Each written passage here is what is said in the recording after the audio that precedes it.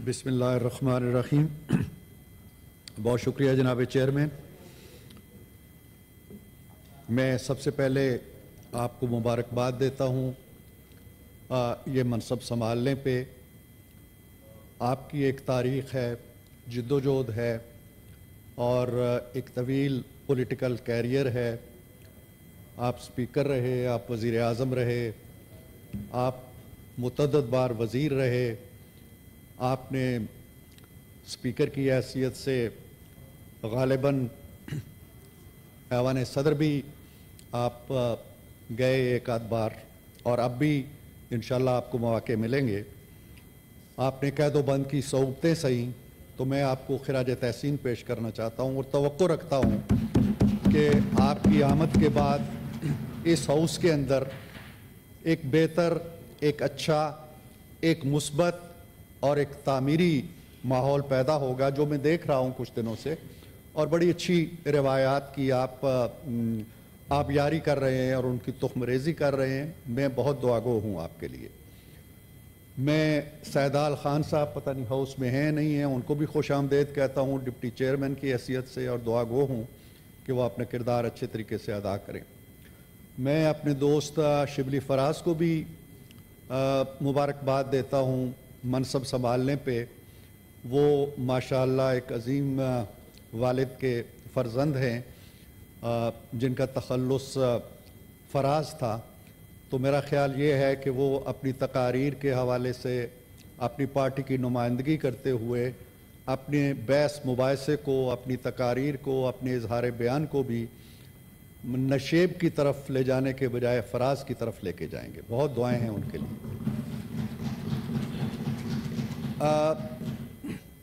यहाँ सर दो चार चीज़ों पे गुफ्तगू हुई है, लेकिन मेरे पेश नज़र सदर मोहतरम की एक तलकीन है जो उन्होंने बड़े वाज़े अल्फाज में की अपनी स्पीच के अंदर, और कंक्लूडिंग अल्फाज उनके ये थे कि so once again let me interact you all to think of this great country as your driving motivation for service in these houses of parliament.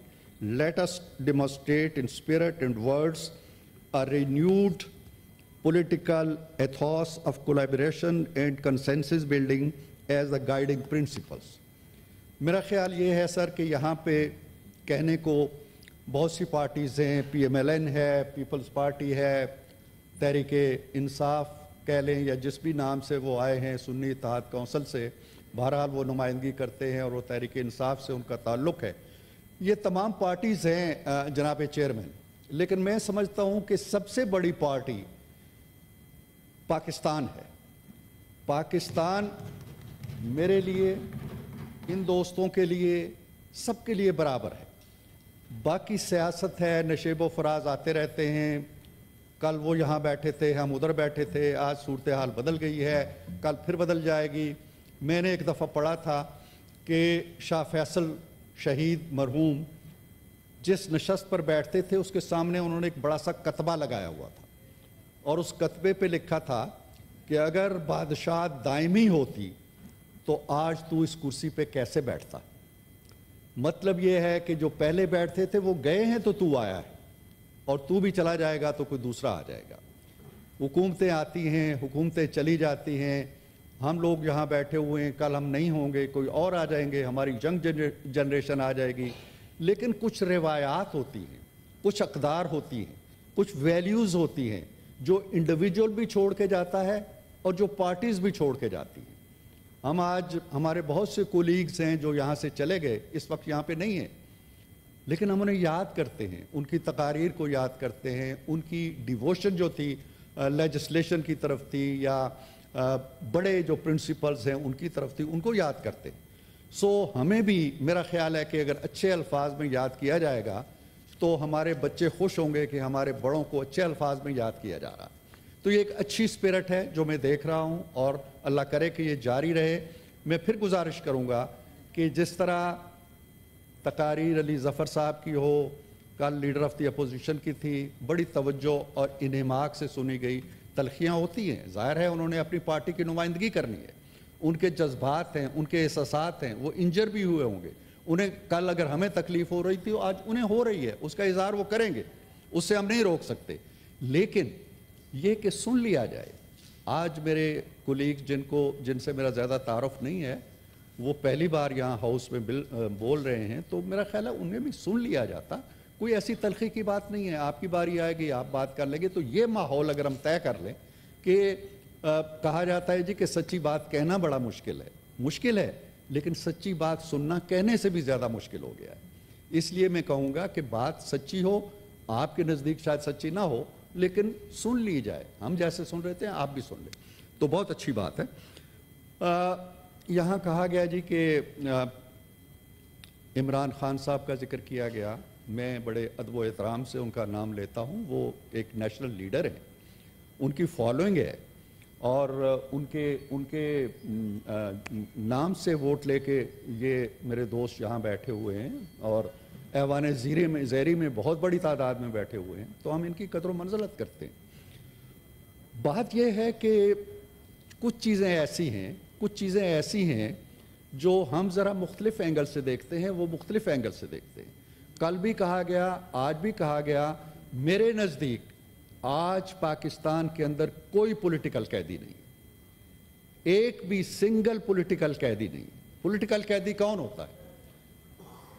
Political قیدی وہ ہوتا ہے جو کسی پولیٹکس میں پولیٹیکل وابستگی کی وجہ سے اسے جھوٹے فیبریکیٹڈ کیسز کے اندر پھنسایا جاتا ہے اور جیل میں ڈال دیا جاتا ہے. آپ نے بھی 9 سال جیل کاٹی. مجھے نہیں معلوم کہ آپ کا جرم کیا تھا, قوم کو بھی نہیں معلوم کہ جی آپ نے 2 بندے بھرتی کر لیے تھے, لیکن ٹھیک ہے, آپ کو سید یوسف رضا گیلانی کو کسی جرم کی سزا نہیں ملی تھی. ایک پولیٹیکل, آپ کو وزیر اعظم ہوتے ہوئے ایک یا 2 منٹ کی سزا دے کے گھر بھیج دیا. ان چیزوں کو ہم بھول جانا چاہتے ہیں. آج جتنے کیسز کا ابھی علی نے ذکر کیا, یہ ان میں سے کوئی کیس میرے کیس جیسا نہیں ہے, کرایہ داری کا کیس نہیں. ان میں سے کوئی کیس 20 kg ہیروئن کا کیس نہیں ہے جو ہم نے بنایا ہو. ان میں سے کوئی کیس ایسا نہیں ہے جو پی ایم ایل این نے یا پیپلز پارٹی نے بنایا ہو. یہ سارے کے سارے کیسز اپنی نوعیت رکھتے ہیں, وہ غلط ہوں گے. اور پھر سر ان میں کوئی کیس جناب چیئرمین ایسا نہیں ہے جو سپریم کورٹ سے چلے اور سپریم کورٹ میں ختم ہو جائے. ہماری تاریخ تو دیکھیں, ہمارے خلاف کیس چلتا ہے جی پاناما کا, شروع کہاں سے ہوتا ہے؟ ان کی پٹیشن جاتی ہے, جماعت اسلامی کی پٹیشن جاتی ہے, سپریم کورٹ کہتی ہے یہ فریولس ہے, باہر پھینک دیتی ہے. چند دنوں بعد وہ کھوسا صاحب کہتے ہیں ہمارے پاس آؤ, باہر کیا کر رہے ہو, وہ وہاں چلی جاتی ہے. اس کے بعد سارے ایک لمبا پنڈورا باکس. آئی جی ٹی کسی اور کے لیے بنی ہے, کسی اور کے لیے واٹس ایپ کالز کے ذریعے ممبرز نامزد کیے گئے ہیں. ہمارا تو کیس ہی سپریم کورٹ سے شروع ہوا, سپریم کورٹ میں ختم ہو گیا. نو اپیل, نو وکیل, نو نظر ثانی. تو اب ایسا نہیں ہو رہا ہے, کیسز چل رہے ہیں, ان کو ریلیف بھی مل رہے ہیں. اور میں سر عام کہتا ہوں, میری پارٹی اس پہ یقین رکھتی ہے کہ انصاف ہونا چاہیے. ہم بالکل نہیں چاہتے کہ جو سلوک ہمارے ساتھ ہوا, جو ناانصافیاں ہمارے ساتھ ہوئیں, جس طرح انصاف کو کرش کیا گیا, جس طرح کارندے جا کے ججوں کے گھروں میں گئے کہ ان کو ضمانت نہیں ملنی چاہیے, اللہ کرے ان کے ساتھ ایسا نہ ہو. میں نے یہاں پہ کھڑے ہو کے جب ہتھکڑی لگی ہمارے دوست کو, تو میں نے کہا کہ یہ غلط ہے. میں آج بھی شاہ محمود قریشی کو جب ہتھکڑی لگا کے لاتے ہیں مجھے دکھ ہوتا ہے. اس سے کیا لینا چاہتے ہیں ہم, اس سے کیا حاصل کرنا چاہتے ہیں؟ روایتیں ختم ہونی چاہیے, جھوٹے کیسز ختم ہونے چاہیے, انصاف ہونا چاہیے. عدالتیں کس لیے ہیں؟ آج 6 ججوں نے یہ کہا ہے کہ جی ہم پہ بڑا پریشر ہے. تو کیا ماضی میں ان 6 ججوں پہ یا ان میں سے کسی پہ کوئی پریشر نہیں تھا؟ تو میرا خیال یہ ہے کہ تاریخ کو مسخ نہیں ہونا چاہیے, حقائق سامنے رہنے چاہیے اور یہ سلسلے بند ہونے چاہیے.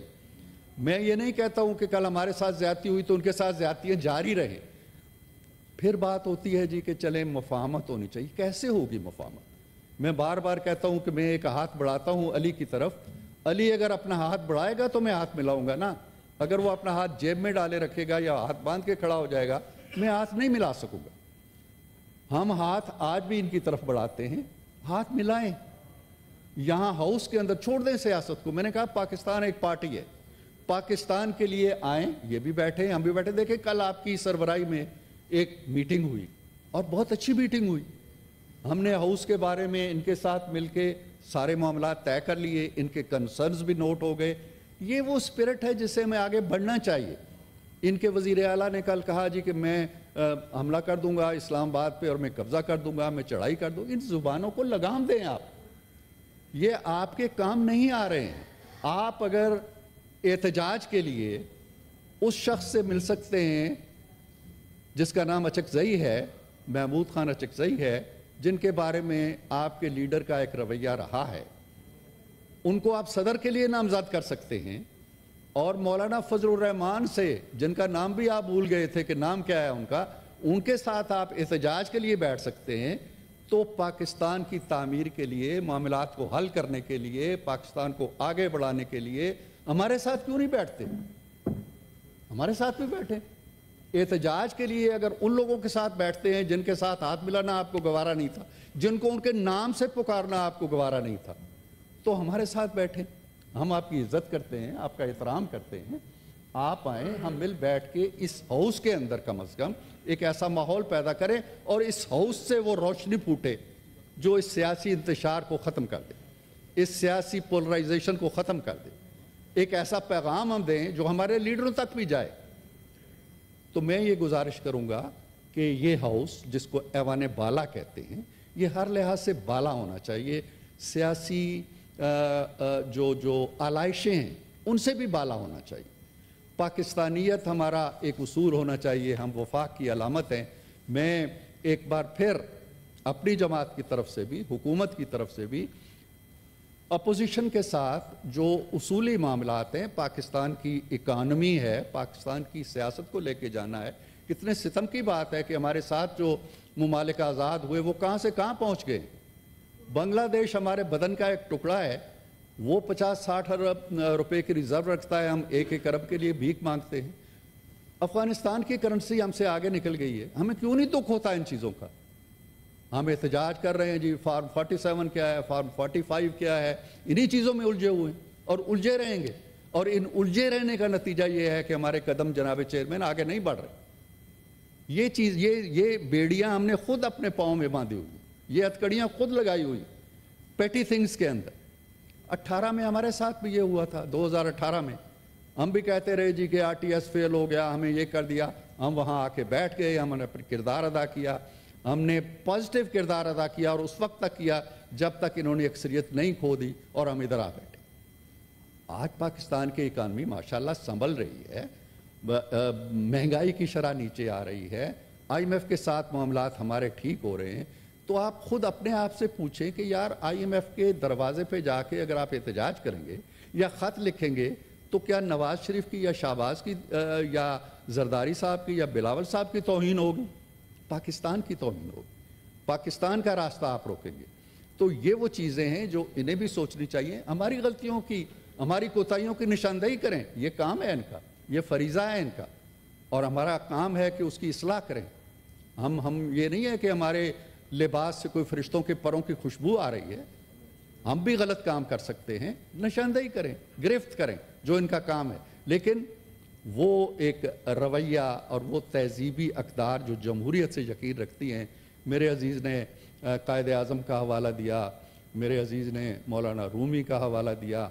تو ہمارے پاس جو علم ہوتا ہے, جو تعلیم ہوتی ہے, جو نالج ہوتا ہے, وہ رومی نے ہی کہا تھا کہ علم را بر تن زنی مارے بود. اگر علم کو صرف اپنے جسم اور زبان تک محدود رکھو گے تو وہ ایک سانپ بن جائے گا. علم را بر دل زنی یارے بود, اور علم کو اگر اپنے دل کے اندر بساؤ گے تو وہ اپنا دوست بنے گا. میں ان سے یہ کہتا ہوں کہ علم کو, حکمت کو, دانائی کو, جمہوریت کو, ان کی ویلیوز کو اپنے دلوں کے اندر جگہ دیں, صرف زبانوں تک محدود نہ رکھیں. ہم ان کے دوست ہیں, ہم ان کے بھائی ہیں, ہم ان کے بئی خواہ ہیں, ہم ان کے خیر خواہ ہیں, اور ہم چاہتے ہیں کہ ہم سب مل کر پاکستان کی کشتی کو آگے